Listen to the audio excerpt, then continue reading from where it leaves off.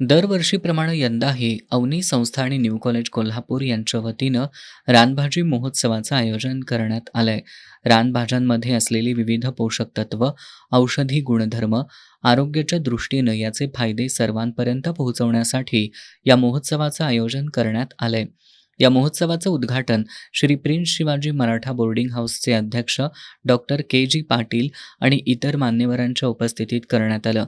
या रानभाज्यांचं प्रदर्शन न्यू कॉलेजच्या कॉन्फरन्स हॉलमध्ये भरवण्यात आलं असून या प्रदर्शनात फांगिरा, केना, गुळवेल, बेल, आघाडा, पानांचा ओवा, शेवगा, टाकळा, करटोली कावटल, कुरडू, आळू धोपा, आंबडी, आळू, काटे, कोळीशंदा यासह विविध रानभाज्या प्रदर्शनासह विक्रीसाठी उपलब्ध करण्यात आल्यात. यावेळी बोलताना पर्यावरण अभ्यासक अनिल चौगले यांनी रानभाज्या आरोग्यासाठी अत्यंत महत्त्वाच्या असून कोल्हापूर परिसरात तब्बल 126 प्रकारच्या रानभाज्या आढळत असल्याचं त्यांनी सांगितलं. शेतकऱ्यांनी आरोग्यासाठी अत्यंत उपयुक्त असणाऱ्या या रानभाज्यांची लागवड करण्याचं काम हाती घ्यावं असं आवाहन त्यांनी केलं. शेतकऱ्यांचा रानभाजी महोत्सव आपण इथं आयोजित करतो. यावर्षी अनेक शेतकऱ्यांनी याच्यामध्ये सहभाग नोंदवून वेगवेगळ्या त्यांच्या स्वतःच्या परसबागेतल्या, रानातल्या आणि आजूबाजूच्या परिसरातल्या रानभाज्या, विशेष करून तणवर्गीय रानभाज्या आणि पालेभाज्या या प्रदर्शनामध्ये त्यांनी मांडलेल्या आहेत आणि स्वतःच निर्मिती केलेल्या असल्यामुळं तशा त्याचं प्रमाण कमी आहे. पण एकूणच कोल्हापूर जिल्ह्यामधला विचार केला तर 126 रानभाज्यांचा आकडा नोंद झालेला आहे. पण पावसाळ्याच्याच पाण्यावर येणाऱ्या ह्या रानभाज्या आज इथं या प्रदर्शनामध्ये शेतकऱ्यांनी विक्रीसाठी ठेवलेल्या आहेत. खूप लोकांनी याचा आस्वाद घेतलेला आहे.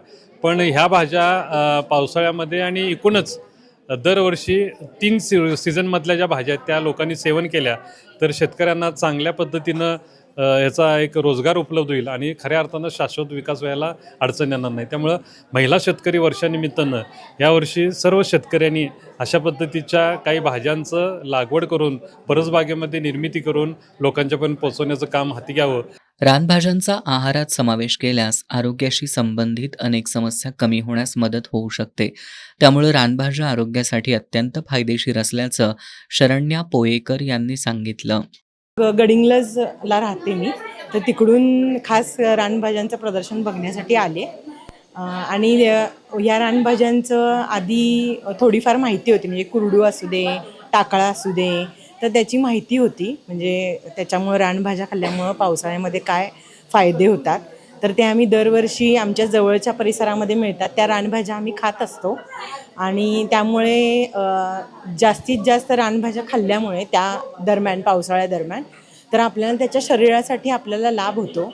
म्हणजे काय काय वेळेला बरेच जण सांगतात की रानभाज्या खायला पाहिजेत, ह्या रानभाज्या खायला पाहिजेत, पण त्याचे फायदे पण आपण बघितले तर मग ते अधिक चांगले आहेत.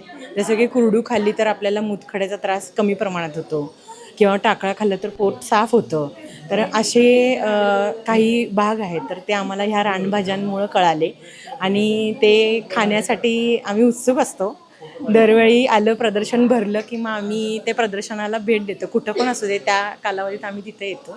यावेळी न्यू कॉलेजच्या प्रभारी प्राचार्य डॉक्टर अर्चना जगतकर, उज्ज्वल नागेशकर, वनस्पतीशास्त्र विभागाचे डॉक्टर M.B. वाघमारे, उपप्राचार्य doctor R.D. Damkale, doctor V.B. Shimple, N.V. Pawar, Avani संस्थेचे उपाध्यक्ष संजय पाटील, साताप्पा मोहिते, माया जोगडे, केदार पाटील, डॉक्टर अरविंद घोडके, विक्रांत जाधव, कौशल्या आगरे आणि शाहरुख आटपाडे, अपेक्षा कांबळे, तेजस्विनी पांचाळ आदी उपस्थित होते.